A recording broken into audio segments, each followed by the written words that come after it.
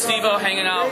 Welcome, Deadliest Catch. Is this your first Deadliest Catchcon? First Catchcon, first season, first everything. Okay. I'm the greenhorn of the You're show. the greenhorn of the show. Which boat are you on this year? Seabrook. Seabrook. How was being a greenhorn? What is it like?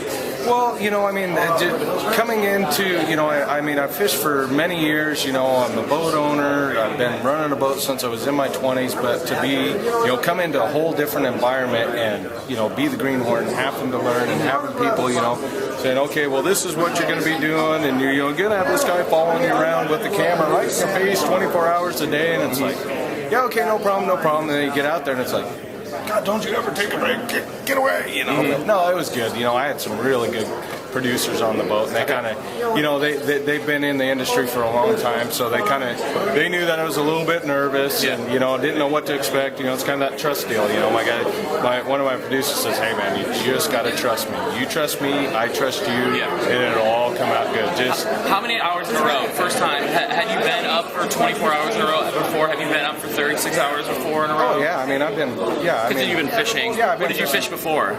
Well, I've crab fished. No, so you've always crab fished. No, I'm just a greenhorn to the show. Oh, okay. Yeah. Okay. I'm the captain. I've been fishing forever. Okay. So what's it like going from TV cameras following you everywhere you go to now? I didn't know this. We were talking to Keith earlier that a lot of you guys would listen to music on the boat, obviously, because that's what I would do too. That's very tough for the crew because they're out there and they're in the elements and they got the music to kind of pick themselves up when they're going along. Because that would keep you going. Yeah, it keeps them going, and then all of a sudden you get this guy out there that's sitting there with the camera right in your face, irritating you, and then you have no music to relieve. So that was kind of tough for those guys to get. Yeah, that's got to be the part where it's like, all right, that's their little sense of relief. Yeah, it's got to be relief. The music is so.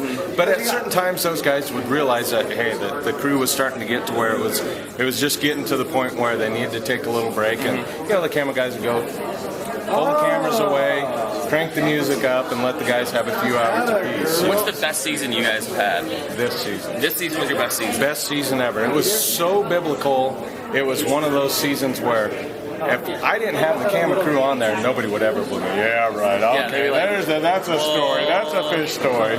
Worst season ever. Worst season ever. Was it your first one? Or? My very first season was my worst season ever because that's a season that before I went out, I had a mechanical, lost my finger, and as I was running a boat. Okay. And it was kind of one of those deals where it was an open access season. It was a snow crab season. We figured it was going to be 7 days, and my crew had been up there for 2 weeks. If I would have left, they wouldn't have made any money. And back then, the Apelio and king crab seasons were the only 2 seasons where you had to make your living and survive for the rest of the year. So if I would have left, they wouldn't have made any money. They probably would have lost their house and stuff. So basically what I had to do is I had to make the decision, do I go out or do I go home? Well, I decided to go out. 28 days later, after the season, my hand was swelled up, I had staph infection, I was so sick I couldn't even hardly run the boat. But by doing that, all the other boat owners and captains were like, hey man, this kid's got heart, he's not going to stop. And I progressed up pretty quick. If you'll do that. Right in the nuts. Right in the nuts. TMZ, here comes. This sounds like a dumb question, but I'll ask anyway. I don't care. What does it feel like, or what is that moment like when you lose the end of your finger?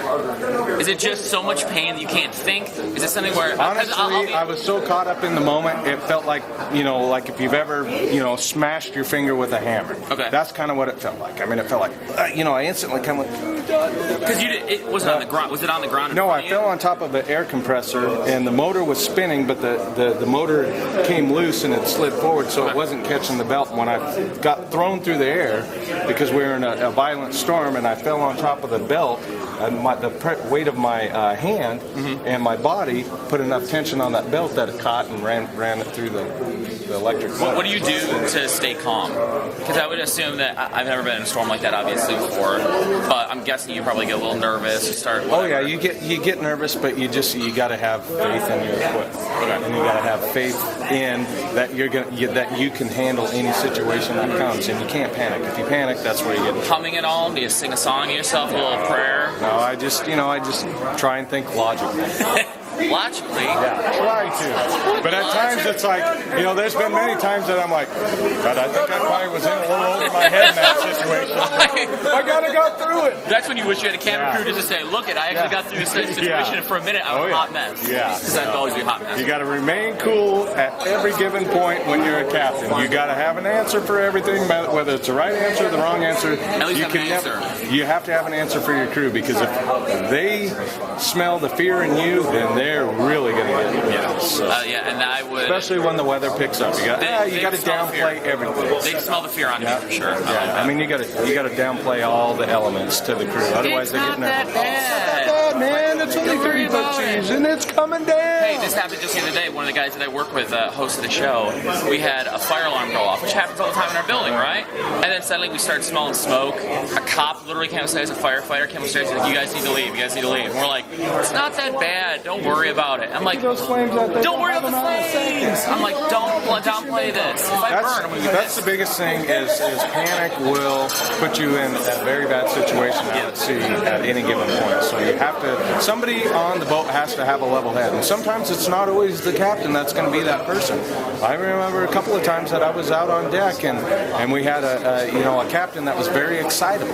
And we got ourselves into a certain situation. He started freaking out and panicking. So you had to settle him down. Hey, chill out. You know, it's not quite that bad, you know. So you got to have somebody that can be a mediator and downplay things to keep some sort of sense of peace, you know, amongst the rest of the fleet. Which I think is probably important to do. The rest of the crew. As someone that's never been on a crab boat or gets sick easily, I think I would probably be the worst crab captain ever. It would be an abortion right there at sea. All right.